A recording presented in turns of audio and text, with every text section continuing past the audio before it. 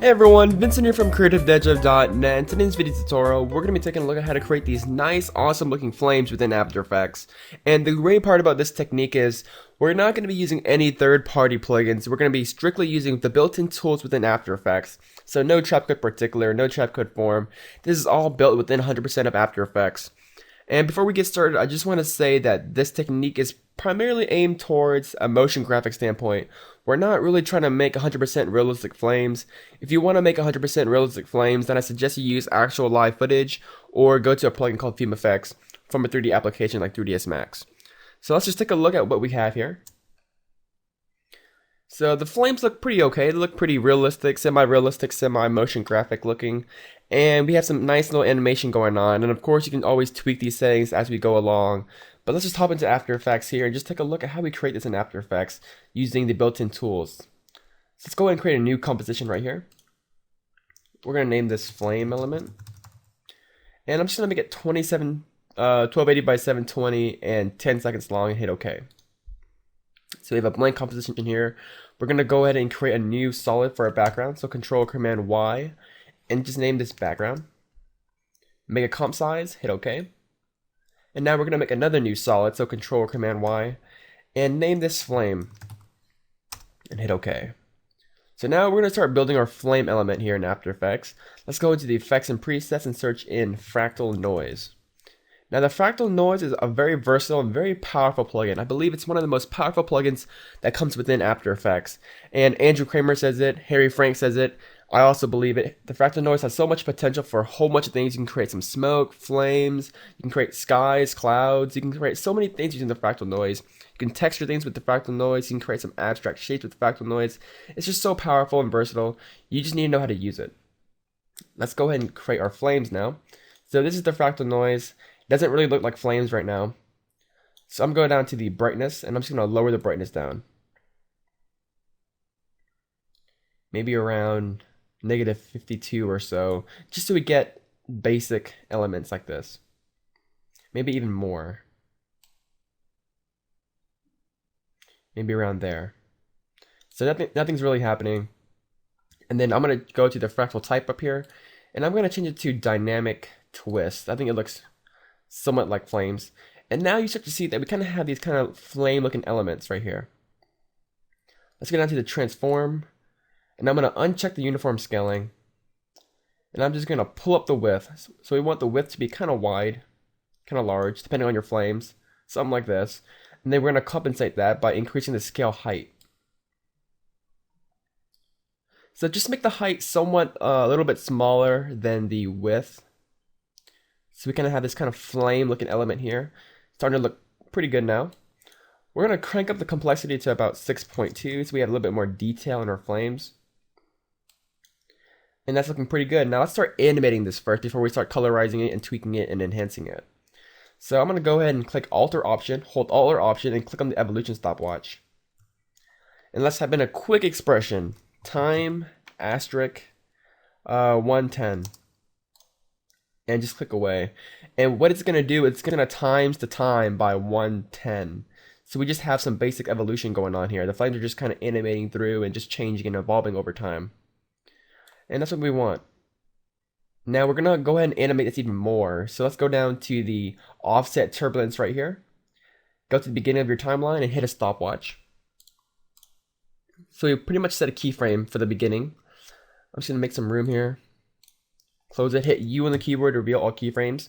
So we have our first keyframe for the offset turbulence. Nothing's really changed. We're going to just lower it down. So we're just going to decrease it in the Y.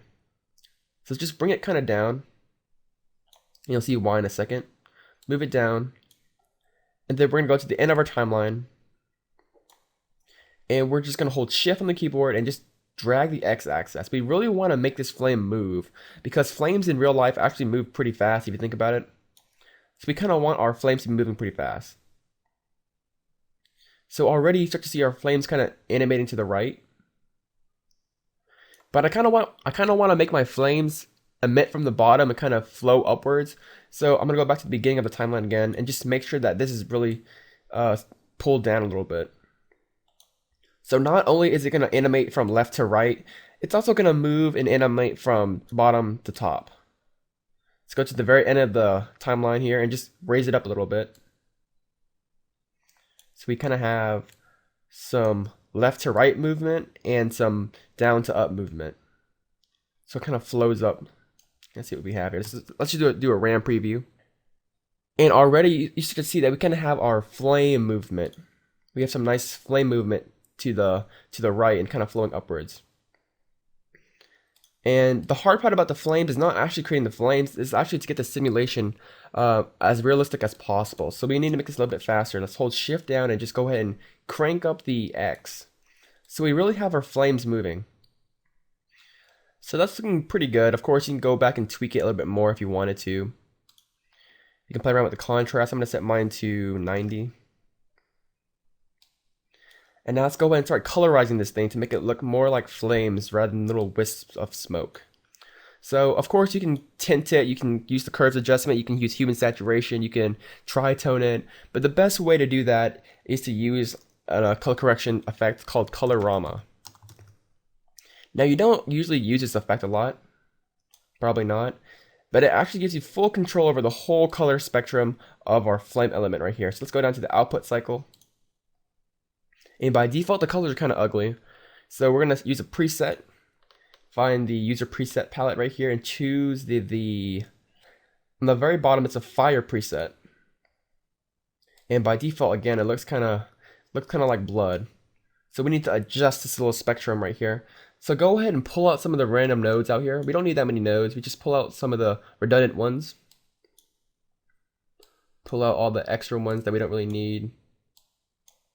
So we're just stuck with some of the basic colors of a flame. And then we're just going to squish everything to the top right. So move this node up here and pretty much shift all the nodes all the way up.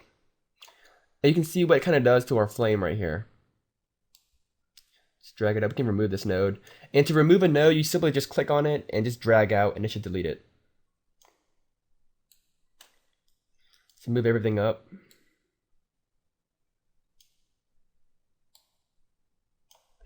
And we need to compress it a little bit more.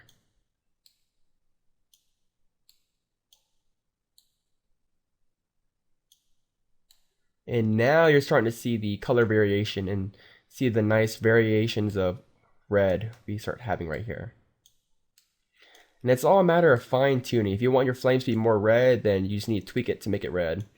I like mine pretty nice and orange and kind of hot and glowy. So now they start to look more like flames now.